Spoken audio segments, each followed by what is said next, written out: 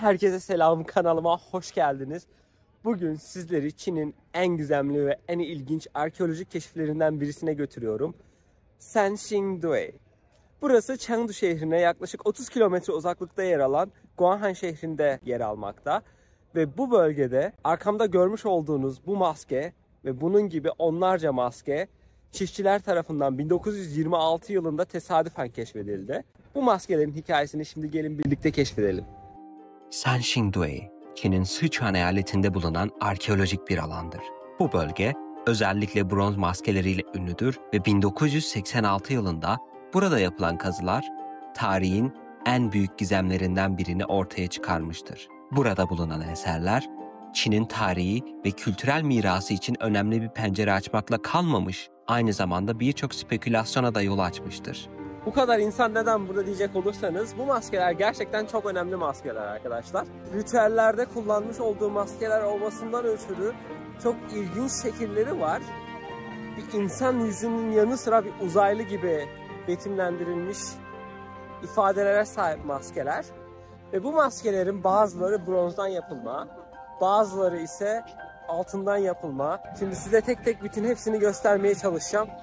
Ama ondan önce birazcık yemek yiyelim, değil mi? Burada görmüş olduğunuz restoranların hiçbirisi aslında restoran değil. Görmüş olduğunuz gibi çadırlar kullanılarak etrafı muşambayla kaplanmış küçük restoranlara çevrilmiş alanlar. Ve buralarda insanlar görmüş olduğunuz gibi yemek yaparak, restoran işleterek bu şekilde geçimini sağlamaktalar.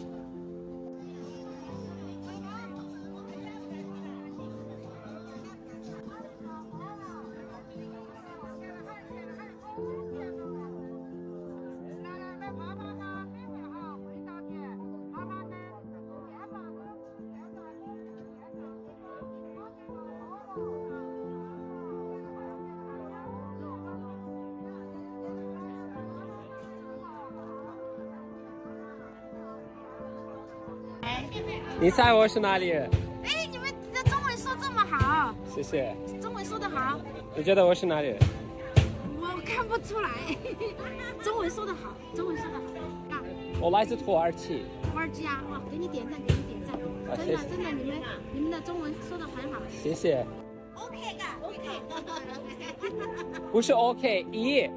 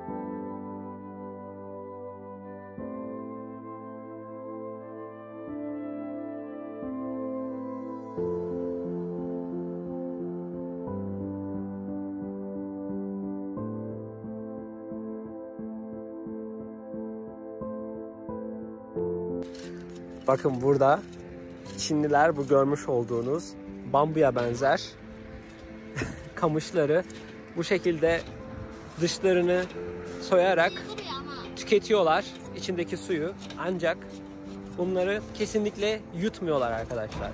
Bu şekilde burada satılan tatlı ürünlerden birisi. Şimdi az önce burada görmüş olduğunuz kamışlardan satın aldım. Bambuya benzeyen bu kamışları şimdi az önce denedim ve gerçekten içerisi daha yumuşak, ancak yine de dişlerinize çok zarar verebilir. O yüzden dikkat etmeniz gerekiyor.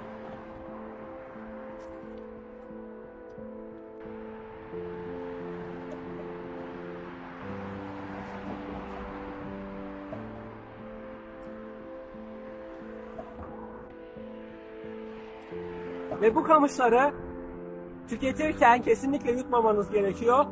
Yedikten sonra, suyunu emdikten sonra tekrardan yere tükürmeniz gerekiyor. Bu da Çin'de bu şekilde tüketilen, sokaklarda satılan ürünlerden birisi. Bununla adam bile dövebilirsiniz.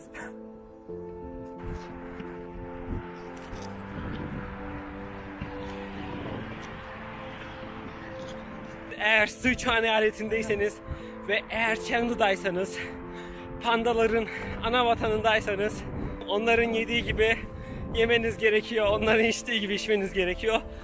Bugün de bir panda olduk.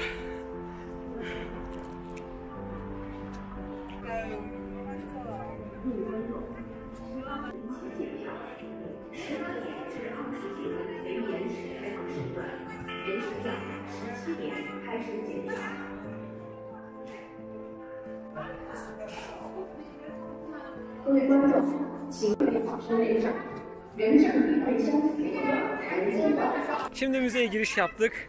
Haydi gelin birlikte bu gizemli müzeyi keşfedelim arkadaşlar. Ve geldiğinizde burada görmüş olduğunuz QR kodlarını okutarak burada kendinize elektronik rehber alabiliyorsunuz. Sesli rehber alabiliyorsunuz ücretsiz bir şekilde. Ve eğer buraya gelmeyi düşünüyorsanız ya da buraya gelmeyi planlıyorsanız bu müzeye giriş sadece 72 yuan arkadaşlar. Bilginiz olsun. Sanxingdue'nin keşfi aslında bir tesadüf sonucu gerçekleşmiştir. Yerel köylüler buradan toprak alırken bazı tuhaf taş ve bronz parçalarına rastlamışlardır. Bu parçaların ne olduğunu anlamaya çalışan köylüler, başlangıçta bu eserleri satmaya çalışmışlardır. Ancak eserlerin gerçek değerini fark eden arkeologlar ve araştırmacılar bu buluntuları incelemeye başlamış ve zamanla bölgenin büyük bir arkeolojik öneme sahip olduğunu keşfetmişlerdir. Sanxingdue'nin keşfiyle birlikte bölgede çok sayıda bronz maske, heykel ve diğer ritüel objeleri keşfedilmiştir. Bu maskelerin en çok dikkat çekeni oldukça büyük boyutlarda ve abartılı özelliklere sahip olanıdır. Bazıları oldukça insanımsı, ancak bazıları ise göz alıcı şekilde soyut ve stilize edilmiştir.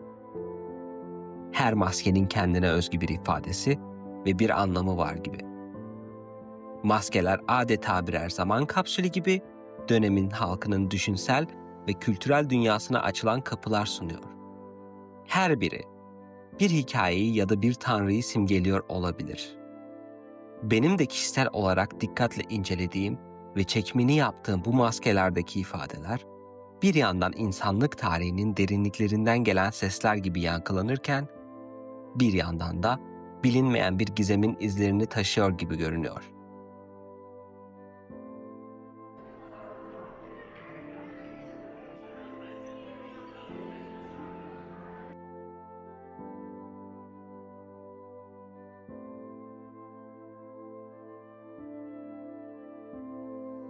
Burada görmüş olduğunuz Sanxingdue aslında Çince'de 3 yıldız höyüğü anlamına geliyor. Burada bulunan 3 ayrı höyükten keşfedilen eserler olduğu için bu şekilde adlandırılmış. Burada görmüş olduğunuz bronz maske bu şekilde ince detaylara sahip. Hiçbir kültürde ya da hiçbir tarihte eşi benzeri görünmemiş motiflere sahip, yüz ifadelerine sahip ilginç bir maske.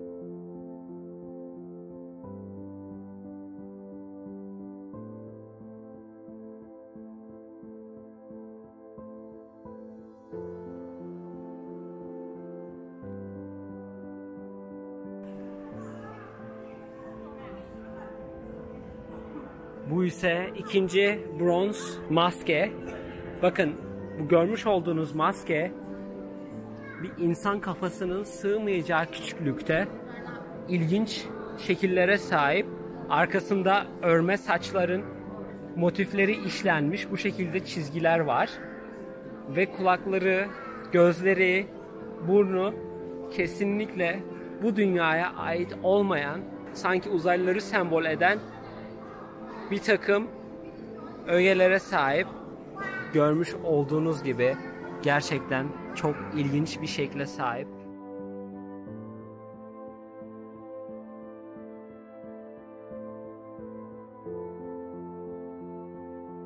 Gerçekten ne yorum yapmalıyım bilmiyorum. Burada Sichuan eyaletinde, zaten Sichuan'a gelirseniz eğer, Chengdu şehrine gelirseniz ya da aratırsanız ilk olarak göreceğiniz şeylerden birisi Sanxingdui'deki bu maskeler.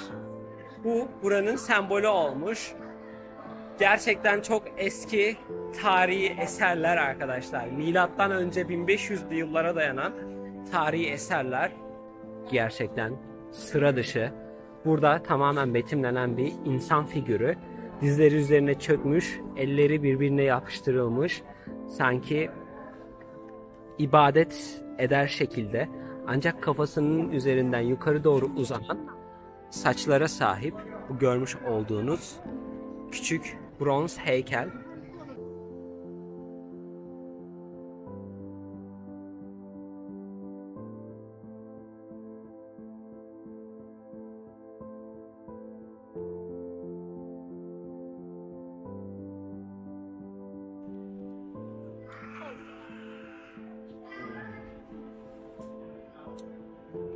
Bu görmüş olduğunuz buradaki en ilginç eserlerden yine birisi.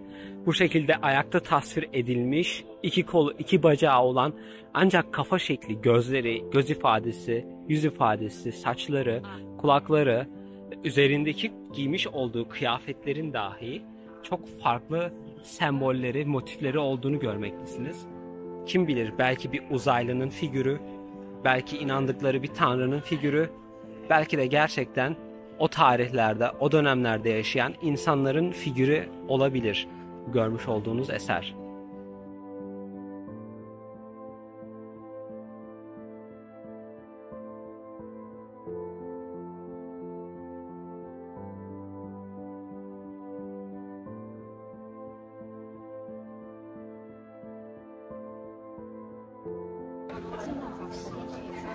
Burada ise bu görmüş olduğunuz odada bu müzenin içerisinde yer alan eserlerin şekilde ışıklandırılarak sunulduğu teknolojik bir alan mevcut. Bu odada 3 boyutlu olarak bu şekilde insanlara bu bölgenin tarihini anlatmaktalar. Görmüş olduğunuz şekilde 3 boyutlu olarak. Burada Çinliler kendi tarihlerini bu şekildeki müzelerde, çok iyi teknolojiye sahip bu gibi müzelerde en iyi şekilde öğrenebilmekteler. Bu da gerçekten etkileyici olan bazı kısımlarından birisi.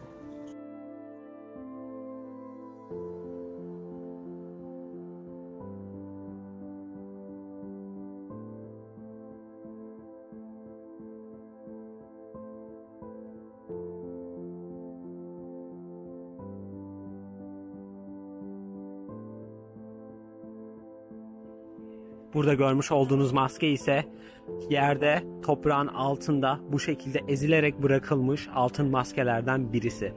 Kasten yok edilmiş gibi toprağın altına gömülmüş buradaki en önemli eserlerden birisi karşınızda.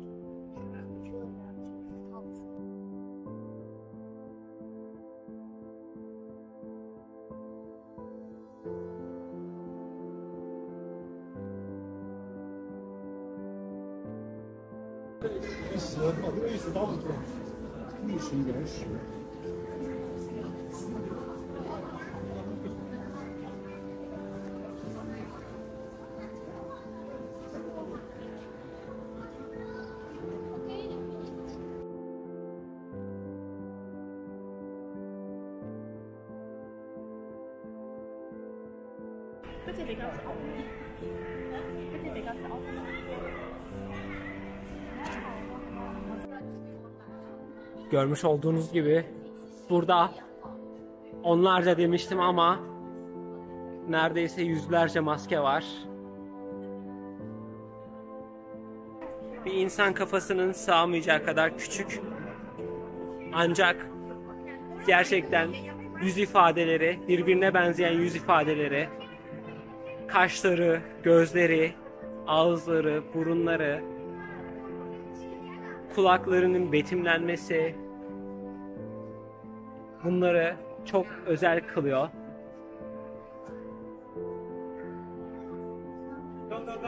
Bu maskelerdeki gözler bazen garip bir şekilde büyütülmüş ve adeta bir başka varlıkla temas etmeye çalışan bir bakış açısı sergiliyor. Peki bu maskelerde gerçekten insanlar mı tasvir ediliyordu yoksa başka bir şey mi? Bu soruya yanıt bulmak oldukça zor. Birçok insan Senshin Doe'in bu gizemli figürlerinin uzaylılara ait olabileceği fikrini ortaya atmıştır. Maskelerin büyüklüğü, simetrisi ve özellikle bazı özellikleri onları geleneksel Çinli figürlerden oldukça farklı kılar. Kimileri bu figürlerin uzaylıların ya da tanrıların suretleri olduğunu savunuyor.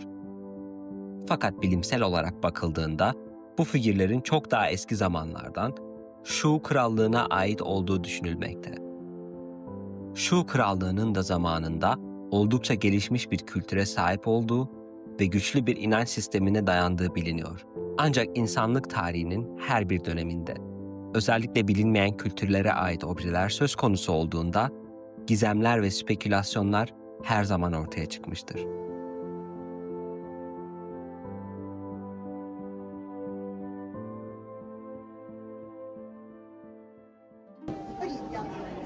Burada görmüş olduğunuz bu asa ise insanlar kurban edilirken kullanılan altın asalardan birisiymiş.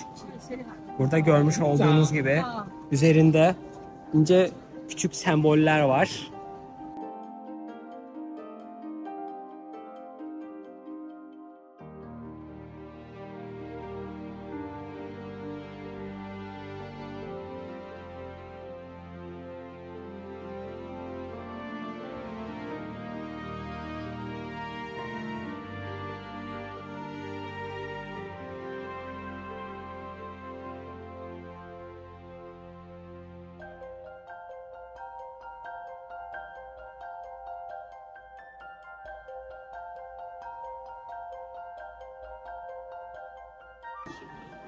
Diğer heykellerden farklı olarak bakın burada yer alan bu heykellerin üzerinde bronz işlemenin dışında, bronz maskenin dışında üzerinde altın kaplama mevcut. Buradaki bu eserlerden birisi görmüş olduğunuz gibi diğer gördüğümüz maskelerle birebir aynı özelliklere sahip ancak üzeri altın kaplamalı.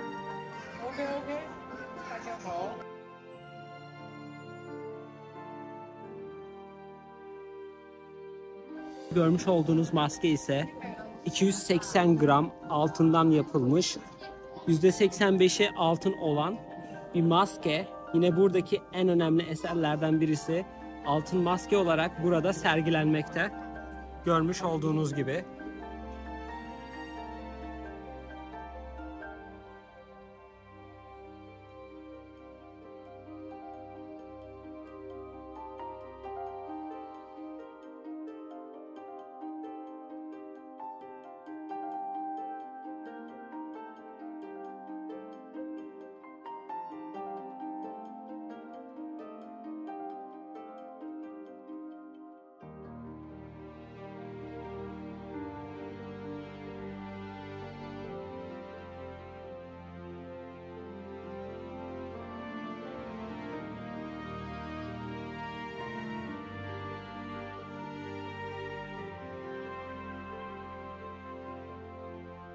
İlk katı bitirdik. İlk katta oldukça ilginç eserlerle karşılaştık. Çok fazla turist vardı ve çekim yapması gerçekten çok zordu ama elimden geldiği kadar güzel çekimler yapmaya çalıştım. Ve görmüş olduğum kadarıyla inanılmaz eserler var.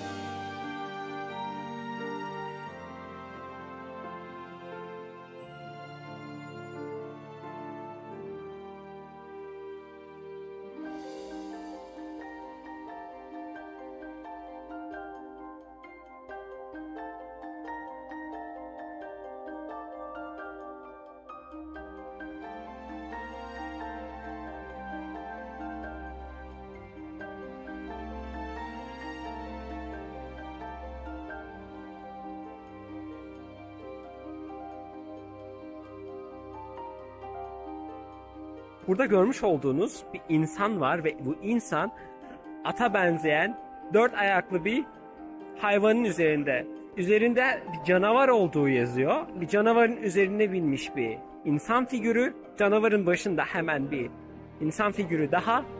Bizdeki Türk mitolojisindeki tulpara benzeyen ilginç bir özelliği var aslında. Gerçekten ben benzetiyorum tulpara. Ancak kanatları yok bu görmüş olduğunuz canavarın ya da atın. Ve tepesinde de görmüş olduğunuz gibi böyle bir bölüm var. Sanırım bu üzerinde ateşlerin yakıldığı kısımlardan birisi. Ancak ilginç olan şey bu canavar ya da bu at her neyse içerisi bu şekilde görünmekte. Tamamen boş bir şekilde şekillendirilmiş bronzdan bir heykel.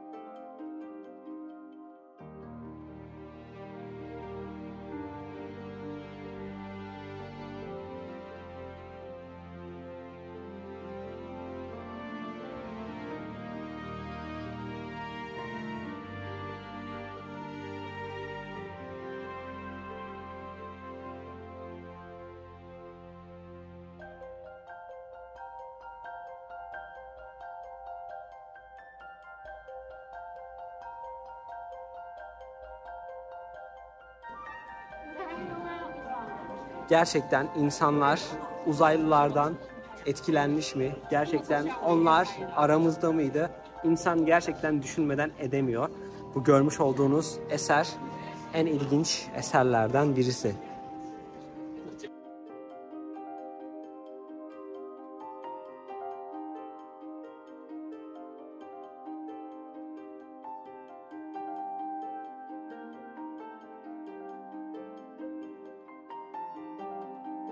Bu görmüş olduğunuz maske ise buradaki en büyük maskelerden birisi.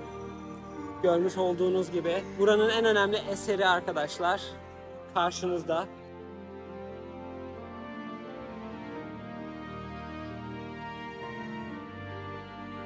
Ancak bir gün yolunuz Çin'e, Chengdu şehrine düşerse, bu gizemlerle dolu müzeyi keşfetmeyi sakın unutmayın. Bu müzede yer alan eserler sadece Çin tarihiyle sınırlanmamakta, aynı zamanda bütün dünyayı ilgilendiren büyük gizemleri de içerisinde saklamaktadır.